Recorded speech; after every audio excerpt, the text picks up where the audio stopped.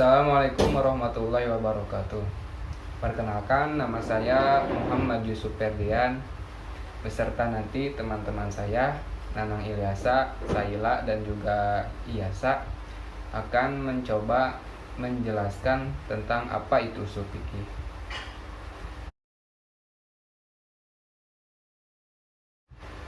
Usul fikih diambil dari dua kata, yakni al-usul dan al-fiqhu. Al-usul merupakan bentuk jamak dari lafadz al-aslu yang berarti dalil atau landasan atau asal. Sedangkan al-fiqhu secara bahasa memiliki arti pemahaman. Dan fikih secara istilah berarti pemahaman tentang hukum syariat Islam. Jadi usul fikih adalah dalil-dalil tentang hukum syariat Islam. Selanjutnya, definisi usul fikih menurut Kamaluddin bin Himam, beliau berpendapat bahwa usul fikih adalah kaidah-kaidah untuk dijadikan sarana atau alat untuk menggali suatu hukum fikih. Menurut Imam Al-Baydawi, usul fikih adalah pengetahuan tentang dalil fikih secara umum dan menyeluruh, serta cara mengistinbatkan hukum dari dalil dan tentang hal ihwal suatu istinbat. Demikian definisi usul fikih. Perkenalkan, nama saya Iyasa Sa'dia dari kelompok 1 Ilmu Hadis 4B. Di sini saya akan melanjutkan materi tentang dalil dan hukum. Secara bahasa, dalil ialah petunjuk pada suatu kebaikan yang bersifat material maupun yang bersifat non-material. Sedangkan menurut istilah, dalil ialah suatu petunjuk yang dijadikan landasan berpikir yang benar dalam memperoleh hukum yang bersifat praktis, baik yang kedudukannya pasti ataupun yang relatif. Dalam Kamus Besar Bahasa Indonesia, dalil ialah keterangan yang dijadikan bukti atau alasan suatu kebenaran, terutama berdasarkan Al-Quran. Adapun macam-macam dalil. Dalil ditinjau dari segi asalnya, yaitu ada dua, dalil nakli dan dalil akli. Dalil nakli adalah dalil yang berasal dari nas langsung seperti Al-Quran dan Al-Sunnah. Yang kedua, dalil akli, yaitu dalil yang berasal bukan dari nas langsung, tetapi dengan menggunakan akal pikiran, yaitu ijtihad. Meskipun dengan menggunakan akal, tapi tidak jauh dari Al-Quran dan Al-Sunnah. Lalu dalil ditinjau dari segi ruang lingkupnya, yaitu ada dua, yaitu dalil qoli dan dalil juz'i. Kalau dalil qoli yaitu dalil yang mencakup banyak hukum, ada kalanya berupa ayat Al-Quran dan berupa hadis. Sedangkan dalil juz'i atau tafsili yaitu dalil yang menunjukkan pada satu persoalan dan satu hukum tertentu. Lalu dalil ditinjau dari segi kekuatannya, ada dua, dalil qati dan dalil doni. Dalil qati dibagi menjadi dua, dalil qati al-wurud dan dalil qati dalalah. Dalil qati al-wurud yaitu dalil yang meyakinkan bahwa datangnya dari Al-Quran atau dari Rasulullah. Sedangkan dalil qati dalalah yaitu dalil yang kata-katanya atau ungkapan kata-katanya menunjukkan arti dan makna tertentu dengan tegas dan jelas sehingga tidak mungkin dipahamkan. Lalu dalil doni juga ada dua, yaitu dalil doni al-wurud dan dalil doni al-dalalah. Dalil doni al-wurud yaitu dalil yang menunjukkan sangkaan yang kuat bahwa datangnya dari Nabi Shallallahu Alaihi Wasallam. Sedangkan dalil doni al-dalalah yaitu dalil yang kata-katanya memberikan kemungkinan arti dan maksud lebih dari satu.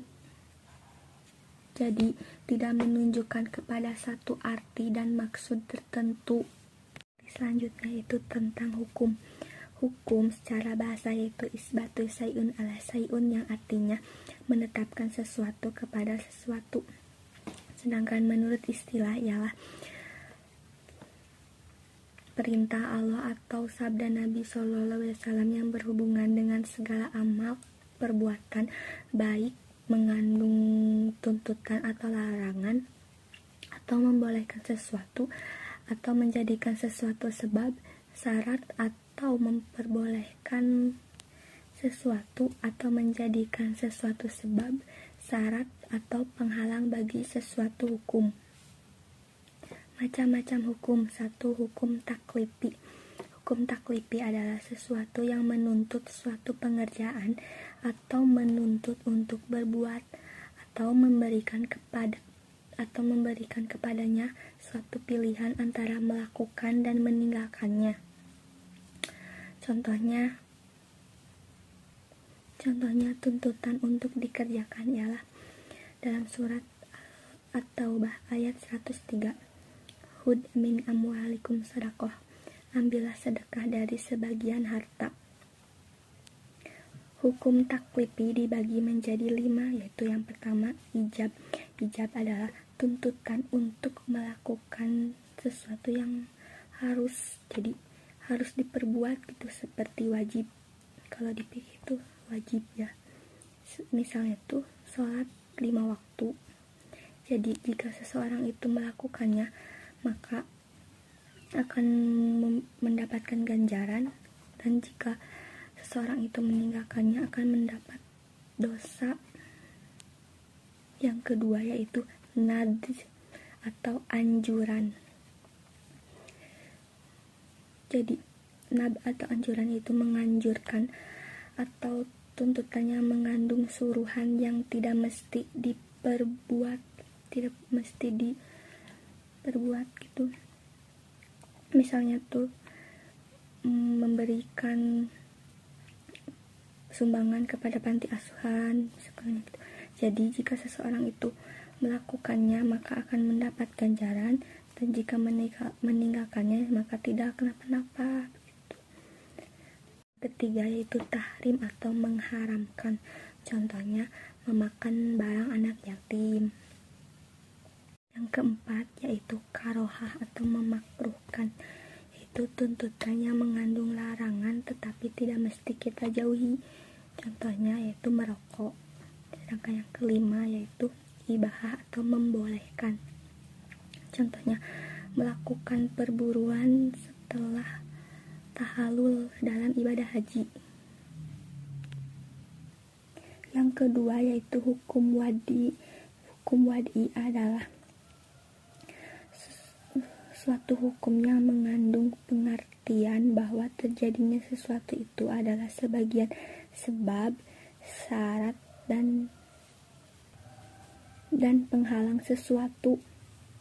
Sebab adalah sesuatu yang karenanya menjadikan adanya suatu hukum, dan dengan tidak adanya sesuatu itu maka lenyap hukum tersebut, lenyap begitu. Sebagaimana dalam firman Allah, ya ayyuhalladzina amanu idza qumtum ilas salati fagsilu wujuhakum wa aydiyakum ilal marafiqil jiru. Artinya, hai orang-orang yang beriman, bila kamu hendak sholat maka basuhlah mukamu dan tanganmu sampai siku-siku. Jadi dengan ayat tersebut kemauan kita untuk menjalankan sholat itu menjadi sebab kewajiban untuk berwudu. Yang kedua itu syarat. Syarat adalah sesuatu yang karenanya baru ada hukum, dan dengan ketiadaannya tidak akan ada hukum. Misalnya dalam Al-Quran yang artinya mengerjakan haji adalah suatu kewajiban manusia terhadap Allah. yaitu bagi orang yang sanggup mengadakan perjalanan. Ketiga yaitu penghalang atau mani, yaitu menerangkan bahwa sesuatu itu menghalangi berlakunya sesuatu hukum, sebagaimana sabda Rasulullah SAW yang artinya orang muslim tidak bisa mempusakai orang kafir dan orang kafir tidak dapat mempusakai orang muslim. Hadis riwayat Muslim dan Bukhari.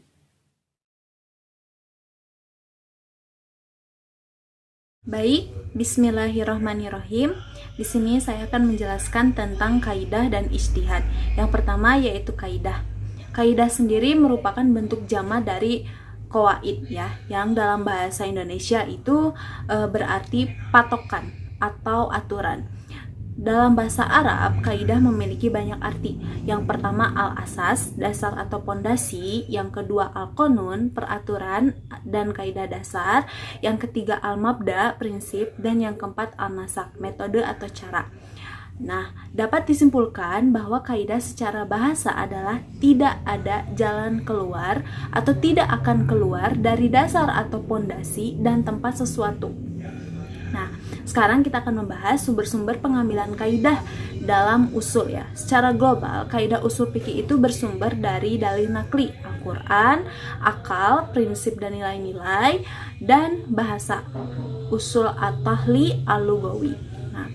Yang pertama yaitu bersumber dari Al-Quran. Al-Quran merupakan firman Allah yang diturunkan kepada Nabi Muhammad SAW untuk membebaskan manusia dari kegelapan. Kitab Al-Quran ini adalah undang-undang yang mengatur seluruh kehidupan manusia. Firman Allah yang mengetahui apa yang bermanfaat bagi manusia dan apa yang berbahaya dan merupakan obat bagi umat dari segala penyakitnya. Nah, di antara kaidah-kaidah usul yang dihasilkan dari Al-Quran ini adalah yang pertama, sunnah adalah sumber hukum yang diakui dengan dalil. Yang kedua, Al-Quran bisa dipahami dari uslub-uslub bahasa Arab dengan dalil. Yang ketiga, adat atau kebiasaan diakui secara hukum pada permasalahan yang tidak memiliki dalil. Jadi fungsi Al-Quran dalam ilmu usul fikih inti dalam kaidahnya ini sangat berpengaruh juga ya bagi pengetahuan usul fikih sendiri. Yang kedua yaitu sunnah. Sunnah itu bisa dikategorikan seperti hadis atau syair kayak gitu. Allah memberikan kemuliaan kepada Nabi Muhammad SAW dengan mengutusnya sebagai nabi dan rasul terakhir untuk umat manusia dengan tujuan menyampaikan pesan-pesan ilahi kepada umatnya. Nah, maka nilai kemuliaan Rasulullah ini bukan dari dirinya, melainkan dari sang pengutusnya, yaitu Allah Subhanahu wa Ta'ala.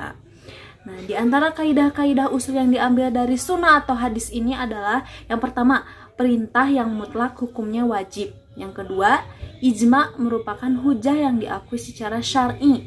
Yang ketiga, jika berkumpul perintah dan larangan, maka laranganlah yang harus didahulukan. Yang keempat, qiyas merupakan hujah yang diakui secara syar'i. Nah, lalu sumber yang ketiga yaitu ijma.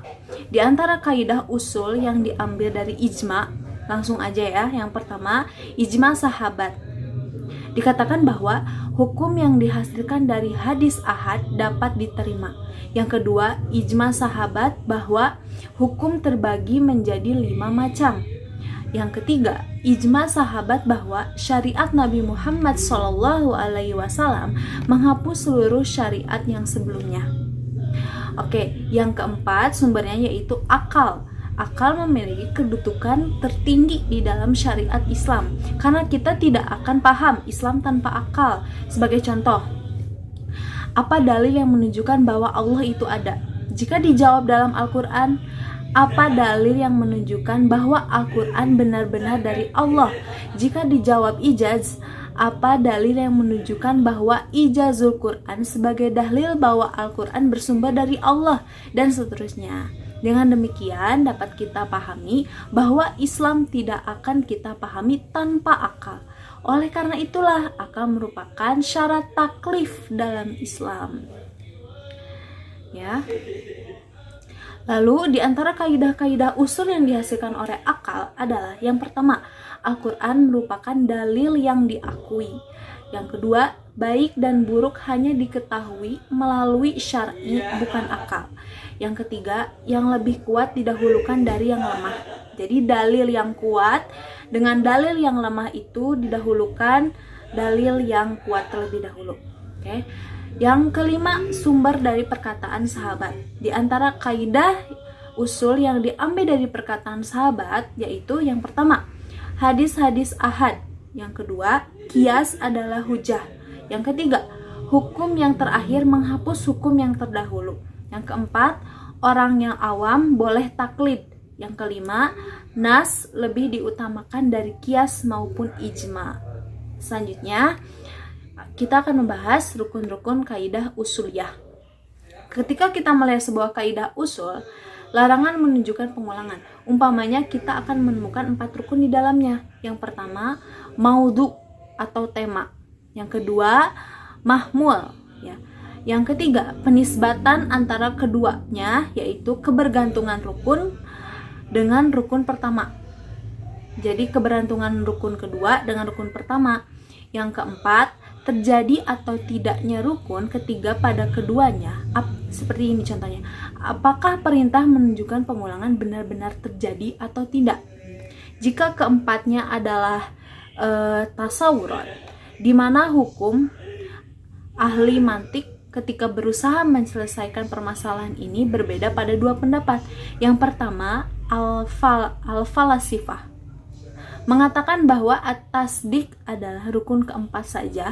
Dengan kata lain, menurut falasifah, kaidah usul cukup dengan 1 rukun saja, yaitu rukun yang keempat. Yang kedua, Imam Ar-Razi mengatakan bahwa at-tasdik tidak cukup dengan rukun keempat saja. Maksudnya rukun yang keempat tadi yang sudah tadi saya jelaskan, tetapi gabungan dari keempat rukun tersebut. Selanjutnya kita akan membahas syarat-syarat kaidah usul. Langsung saja, yang pertama, harus dalam bentuk yang singkat. Yang kedua, merupakan perkara yang sempurna. Yang ketiga, maudunya atau temanya itu harus kuli, bukan juz'i, ya, harus khusus dan bukan umum. Yang keempat, kaidah usul tersebut tidak bertentangan dengan syariat. Yang kelima, tidak bertentangan dengan kaidah lain, baik itu kaidah usul maupun kaidah fikih. Yang keenam, kaidah usul tersebut harus tegas dan tidak ragu-ragu. Nah, itu penjelasan sedikit mengenai tentang kaidah, ya. Mungkin kalau kalian masih belum paham, mungkin nanti bisa lebih dijelaskan secara rinci oleh Bapak yang terhormat. Oke, selanjutnya saya akan menjelaskan tentang ijtihad.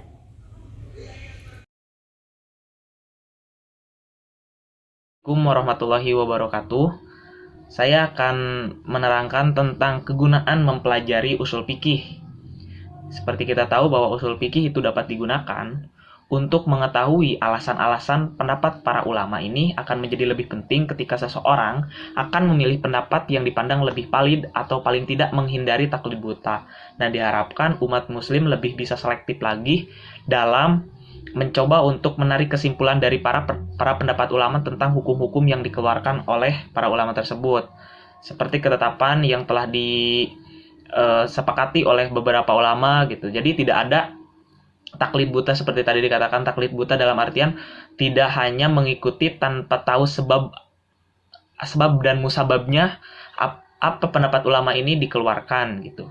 Seperti dikemukakan oleh Hashim Kamali, usul fikih mengandung kegunaan untuk membantu ahli hukum dalam memperoleh pengetahuan yang memadai tentang sumber-sumber syariat, metode deduksi hukum, dan inferensi istinbat. Juga untuk membedakan metode deduksi mana yang paling tepat digunakan untuk memperoleh hukum syar'i bagi masalah tertentu. Bahkan usul fikih juga memungkinkan ahli hukum untuk memastikan dan membandingkan kekuatan dan kelemahan ijtihad, serta dapat pula memberikan preferensi kepada putusan ijtihad yang paling sesuai dengan nas. Nah, jadi seperti ini, kalau misalkan adanya usul fikih itu lebih memungkinkan manusia untuk lebih selektif lagi. Tadi sudah dikatakan selektif. Nah, yang kedua adalah di mana kegunaan usul fikih ini sendiri adalah memperkuat dan menjadi suatu hukum yang lebih fleksibel gitu dibandingkan kalau misalkan zaman Nabi Muhammad yang menjadi patokan sumber hukumnya sendiri itu adalah Nabi Muhammad. Walaupun pada zaman beliau memang tidak ada dasar hukum selain Al-Quran gitu, dan tidak ada pembukaan tentang bagaimana cara membukukan hadis karena sumbernya masih ada gitu dulu. Tapi sekarang kan kita lihat faktor di mana para ulama yang menjadi cikal bakal menjadi penerus beliau itu kan perbedaannya itu sangat mencolok dan berbeda gitu. Untuk melakukan estafet dari ilmu yang diberikan dari Nabi Muhammad SAW itu sendiri, maka dibentuklah yang namanya satu ilmu yang namanya usul fikih itu sendiri. Untuk mencoba lebih merunut kembali dan mencoba untuk lebih memfleksibelkan lagi kebutuhan zaman dan sumber hukum apa yang paling tepat untuk digunakan di zaman tersebut. Sekian dari saya. Wassalamualaikum warahmatullahi wabarakatuh.